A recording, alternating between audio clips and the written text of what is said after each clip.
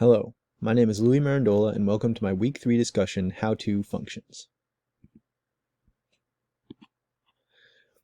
This week I was tasked to evaluate the function f of x equals the square root of 2 minus x minus 5.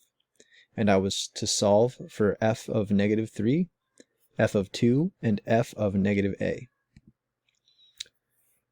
So for f of negative 3, I would plug negative 3 into x, which would give me f of negative 3 equals the square root of 2 minus negative 3 plus 5.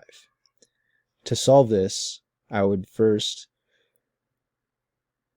change the double negative to a plus, which would give me the square root of 2 plus 3 plus 5.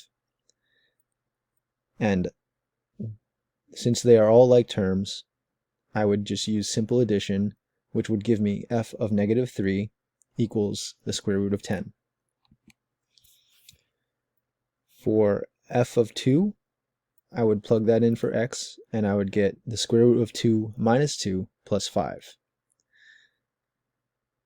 And that would all become, since they're all like terms, it would all become 0 plus 5. And so, since 5 is the only thing left beneath the square root symbol, I would get f of 2 equals the square root of 5.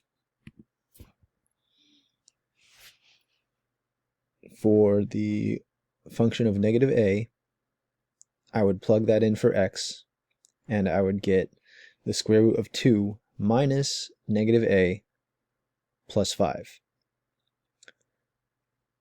I would first change that to the square root of 2 plus negative a plus 5, and then I would combine like terms, which would give me f of negative a equals the square root of 7 plus a.